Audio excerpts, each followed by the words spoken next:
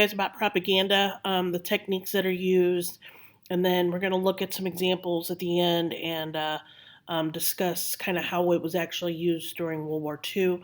You're going to use this for your propaganda pieces, so you're going to make your own pieces, and then you're going to use some of these techniques in your propaganda pieces, and you're going to write the paragraphs, and you're going to use these notes to write those paragraphs. Okay, so here we go. So propaganda. So propaganda is techniques that's used to influence opinions, emotions, attitudes, or behavior. Okay. So the purpose is always to benefit the sponsor. So whoever is putting out the propaganda, it's helping them out. And it always appeals to the emotions, not the intellect. If it appealed to the intellect, it would not be propaganda, it would just be facts. And then the purpose is to persuade. Okay. So to get you to do something. Okay. Okay, so characteristics of propaganda. So we see this a lot in advertising. So in advertising, usually the purpose is to claim superiority in order to sell a certain product. Sometimes we'll see weasel words. Weasel words would be like modifiers that look substantial but are actually meaningless. So, what this would be like things like tackles, comforts, refreshes, fights, helps, virtually. All these would be examples of weasel words. So, if I say like Tide tackles your toughest stains, what does that mean? Okay, what does that really mean? Does it literally tackle the stains? No. Okay, hopefully it gets rid of the stains, but that's kind of where we're at. So it just sounds like it's much more tough than it actually is. So the idea is to make the audience believe in something or want to do something. So that's propaganda. And we're going to see a lot of this obviously is used in advertising. Okay, so the first technique of propaganda is called bandwagon. So you see this a lot in, especially in propaganda from World War II.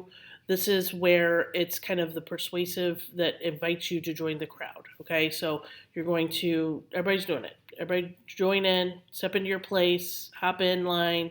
Everybody's doing this thing. Do your part, whatever it is. So make sure that you are doing what you're supposed to be doing.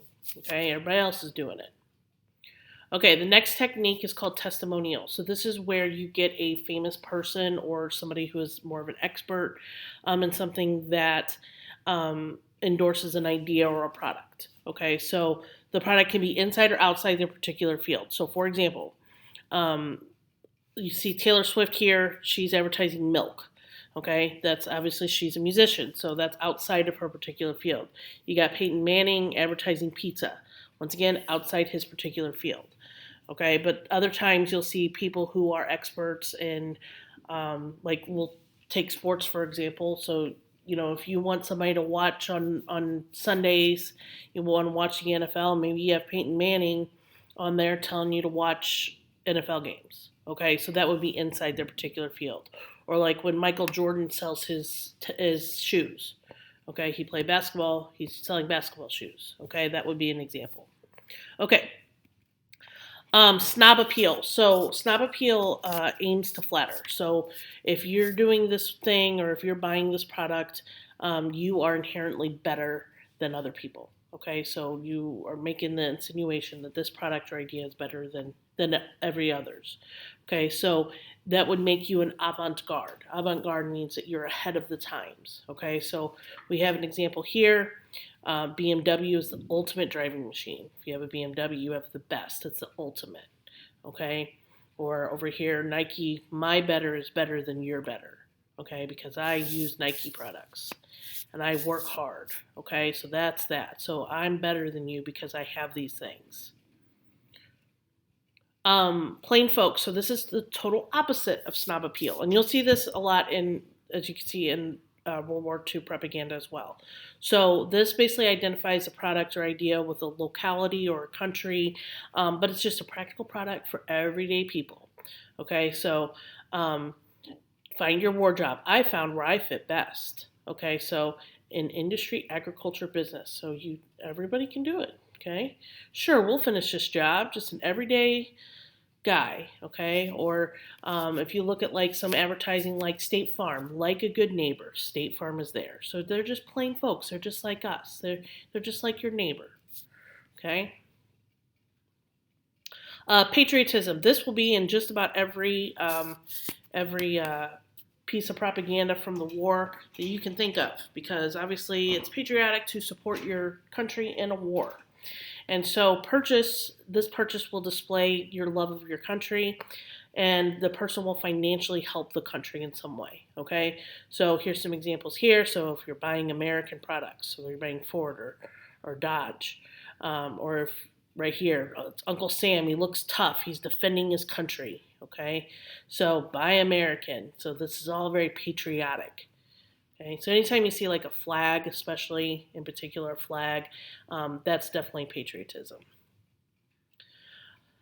Evidence claims. So there's different types of evidence claims. So the first one is facts and figures. So this is like statistics that are used to prove superiority. So for example, it's a number one brand that dentists recommend, or 9 out of 10 dentists recommend this, or whatever.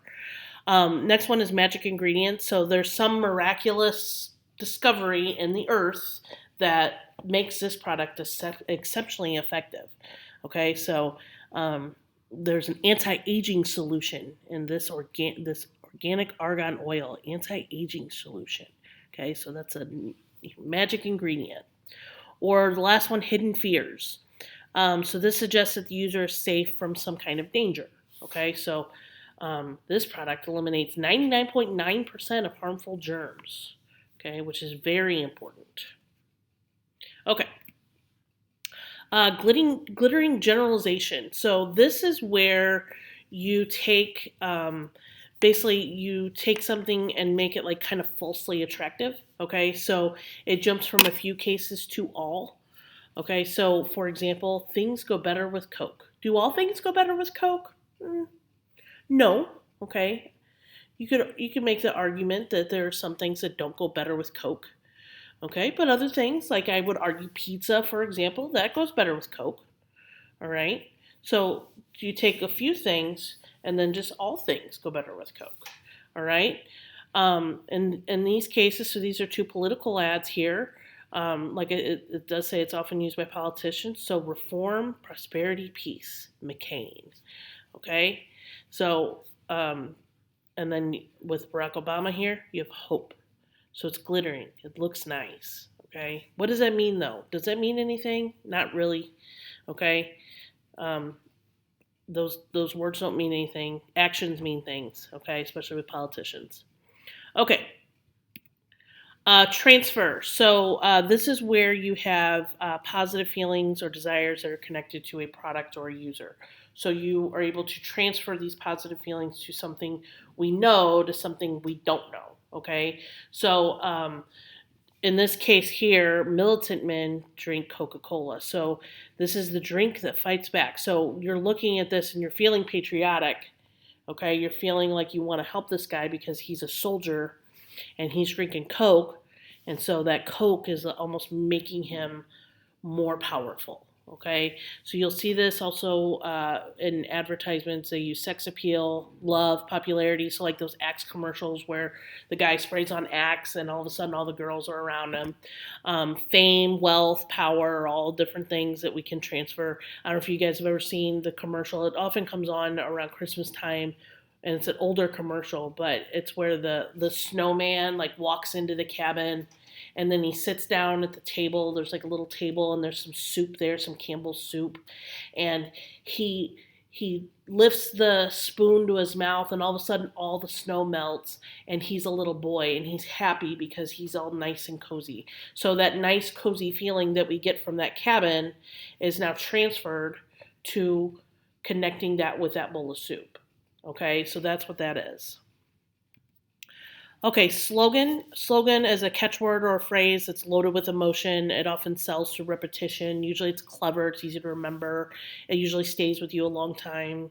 Sometimes it's a melody that you already know. So like if I were to sing ba da ba ba ba, everybody would be able to finish that. Or Red Robin, yum. Okay, so all of that.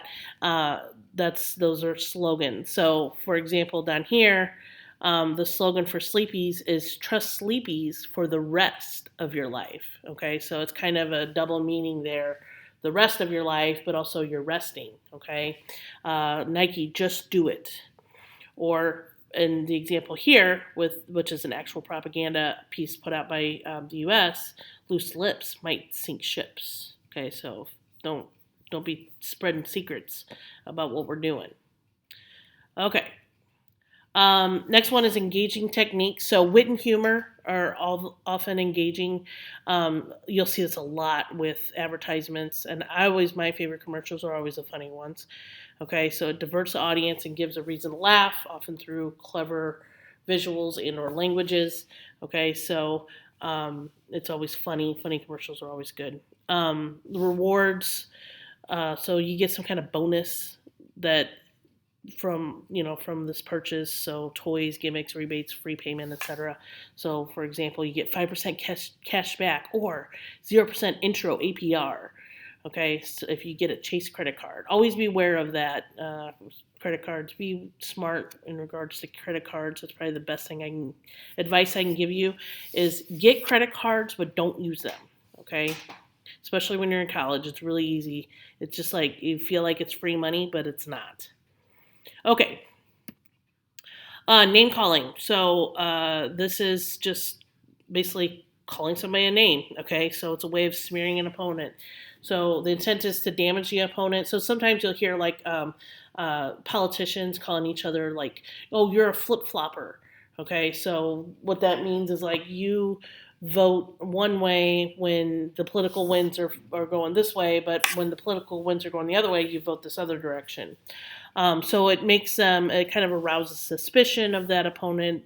The intention is to create an uneasy feeling. It's often used by politicians and product companies, often, very often. Okay. Next one is big lie. You're just lying. Okay, so it's just a big old flat lie. What is happening? Let's go back to that. Oh my gosh. Big lie. My computer didn't like me talking about lying. So big lie, it's just an outrageous falsehood. Okay, it captures the attention because it is so outrageous and somehow staggers the audience into believing it.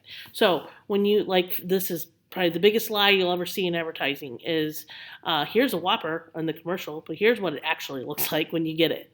Okay, these are two examples from World War II. So this is from the United Kingdom. So it says, "Remember Belgium." Do you remember in World War I when the Germans just kidnapped little girls and dragged them through fire?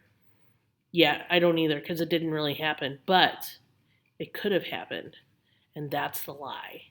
Or do you remember when the Germans just took mothers with their babies in their arms and just threw them to the bottom of lakes? I don't remember that either, but it's in this propaganda. Okay, so that's the big lie.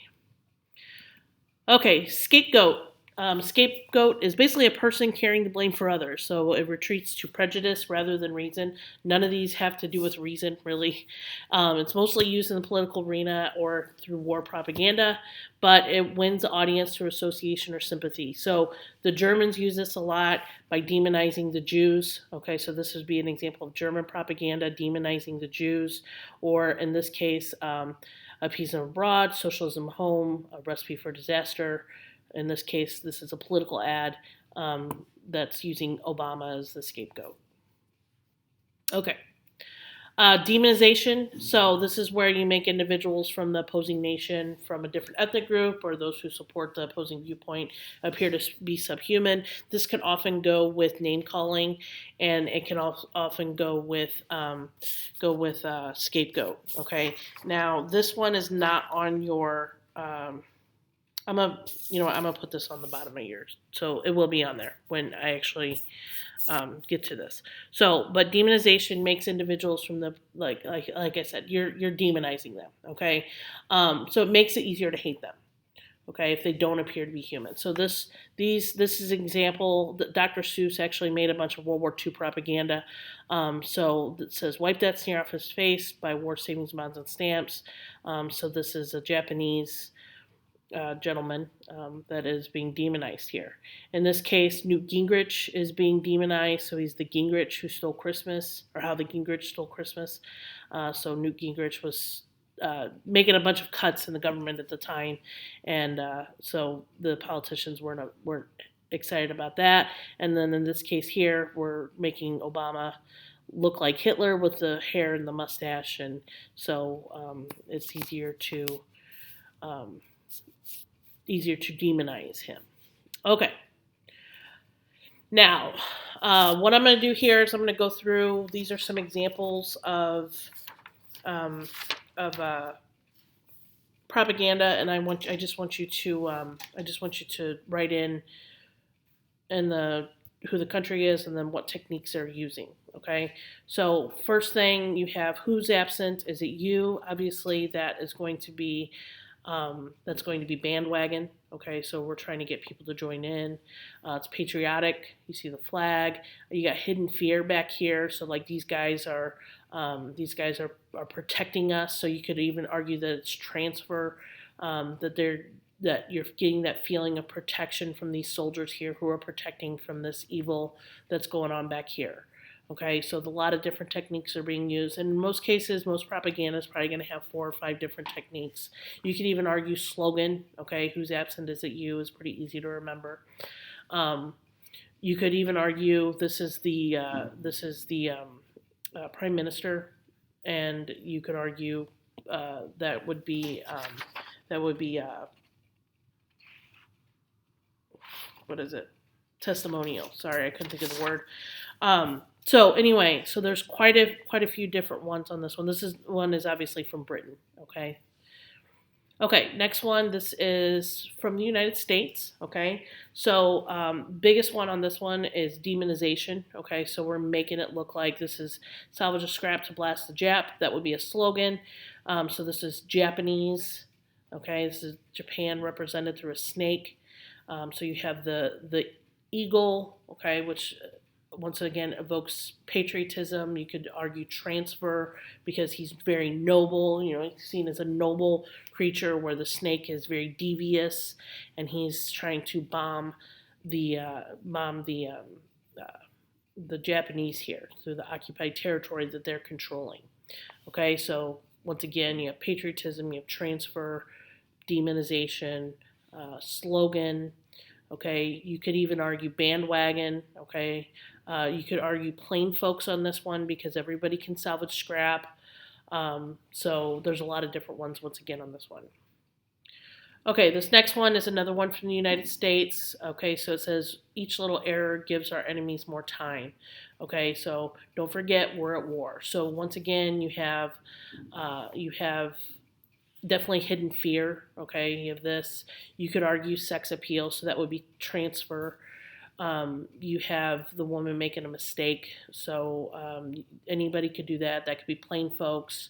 It could be bandwagon. If you want to argue that we got to keep everybody from making mistakes, so make sure you join everybody else who's being conscientious about not making mistakes. Things like that. Okay.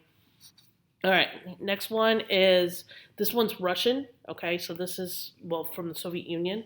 And it says, go to the West. Okay, so once again, patriotism obviously is the big one in this. Once again, you can argue transfer because you get kind of a feeling of protection again, and that this guy is very noble and he's going to go fight the good fight. You have, this rhymes in Russian, so this would be a slogan, okay? And then you get bandwagon, okay? Even plain folks, once again, all those could be all used, okay? So that's the Soviet Union. Okay, next one here. This is the last one. This is German. So this is attacking the Bolsheviks. So it says Bolsheviks unmasked, which the Bolsheviks were the Soviet group in the Soviet Union. And so it's attacking the Russians. But obviously demonization is the big one in this, okay? So it's exposing that. You could argue patriotism, definitely demonization, name-calling even, because not everybody was Bolsheviks. You could argue even Big lie, okay? Big lie would be another one. You could argue glittering generalization. Once again, not everybody in the Soviet Union is Bolsheviks. It's just that was an important political group at the time. So, okay, that's all I got for you. If you have any questions, please email me. And don't forget to get those paragraphs done and the propaganda, however you want to create it. You can create it like I did, where you draw it out on a piece of paper and then take a picture of it, put it on there, or you can follow the videos I put on there to create your propaganda pieces electronically. So, once again, if you have any questions, and I know you will, that's okay. I don't mind. Just email me, okay? Have a good rest of your day.